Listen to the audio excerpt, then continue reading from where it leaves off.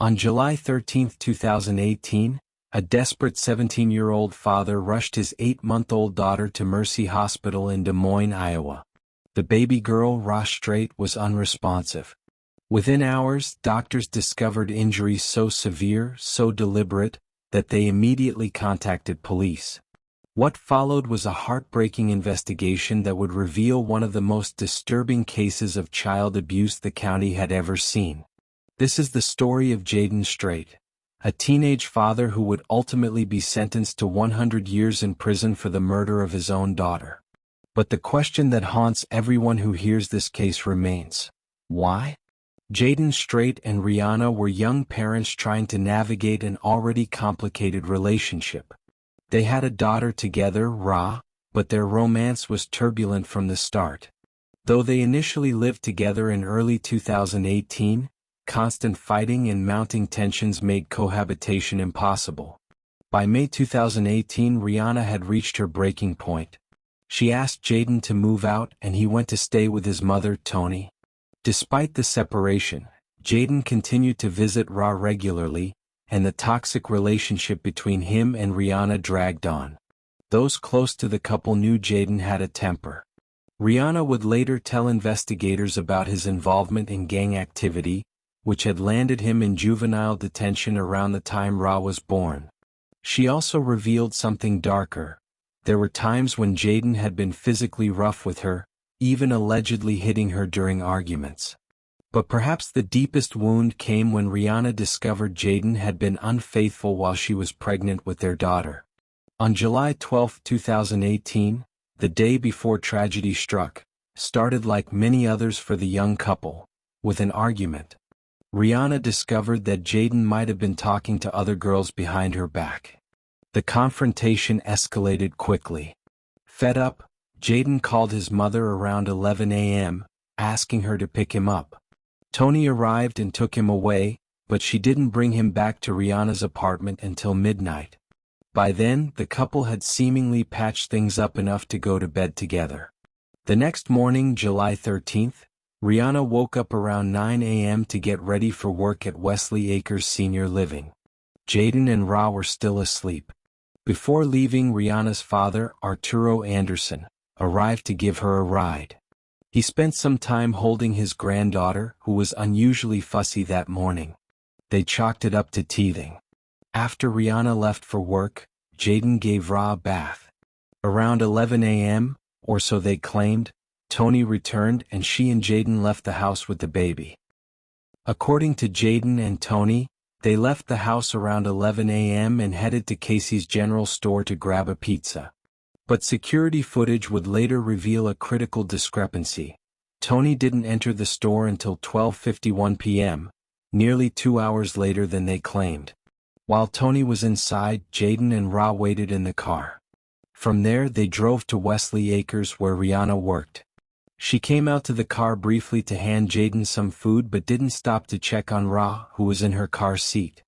It might seem strange that a mother wouldn't peek at her baby, but perhaps she was simply rushed. Next, they stopped at Panero's Mexican Grill, where Toni chatted with a friend for about 5 minutes while Jaden and Ra remained in the vehicle. Finally, after running their errands, they returned to Toni's house. Home security cameras at Toni's house would prove crucial to the investigation. The footage showed Jaden carrying Ra into the house at 2:24 p.m. Less than a minute later, at 2:25 p.m., Jaden appeared again, this time without his daughter. Shortly after, Toni let Jaden's dog out of its crate so he could play with it outside. Everything appeared normal, just a teenage boy playing with his pet on a summer afternoon. Then at 2:55 p.m., Jaden carried Ra out of the house. Within a minute, he brought her back inside. At 2:56 p.m., he took her outside once more, this time kissing her on the cheek. A tender moment that would be the last time surveillance cameras captured Ra alive. After that, Toni left the house, leaving Jaden alone with his daughter. According to Jaden, he spent time setting off fireworks in the front yard while Ra slept inside. But the home surveillance cameras, which had been recording all day, captured no footage of any fireworks. This was the first major crack in his story. Jaden claimed he ran out of fireworks and went back inside to play on his phone. He said he was thinking about waking Ra from her nap, so he walked over to where she'd been sleeping in her car seat. That's when he said he discovered something was terribly wrong. Panicking, Jaden called his mother, telling her he didn't know what was wrong with the baby.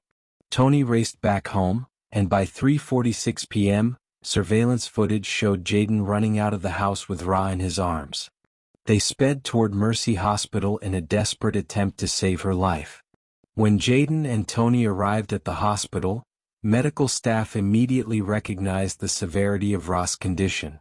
She was unresponsive, and as doctors examined her, they discovered injuries that were nothing short of horrific. Multiple skull fractures, several broken ribs, a ruptured spleen, severe bleeding in both eyes.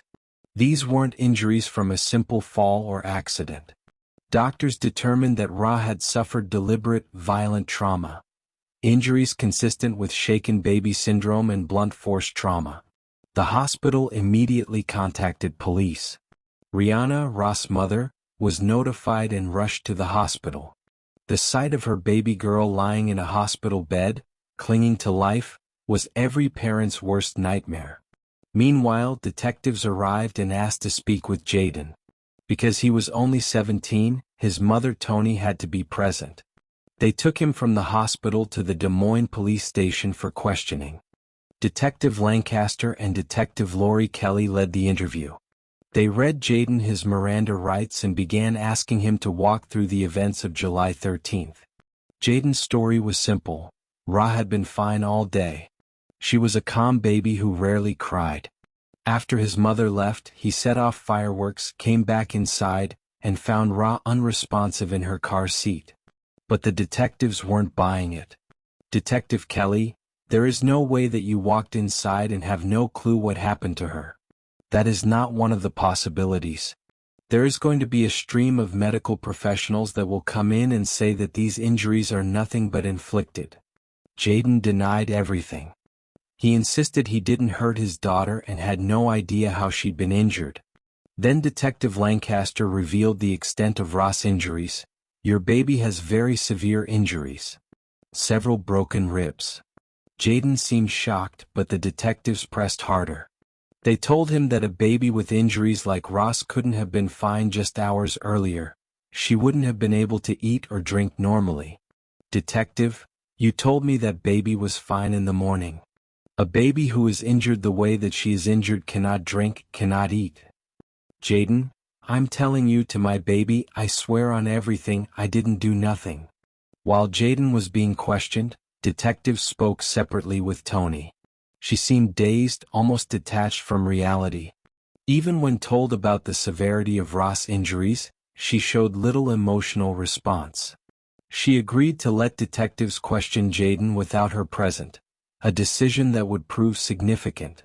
Detectives also asked for permission to search Tony's house, and both she and Jaden agreed. But when Detective Lancaster arrived at the home, Jaden wasn't there. Tony's story kept changing. First, she said she dropped Jaden off at the hospital. Then she said she dropped him near the hospital on 6th Avenue. Finally, she admitted he'd asked to get out of the car a couple blocks from their house. Jaden had disappeared. Inside Tony's home, detectives found chaos. The house was extremely messy with belongings scattered everywhere. They recovered Ra's bottle and car seat, along with a dirty mattress. They also found the home security system. When asked about it, Tony claimed the cameras didn't work and that she didn't know how to operate them. But investigators would soon discover that was a lie. Most tellingly, they found live fireworks sitting on the front porch, contradicting Jaden's claim that he'd used them all up.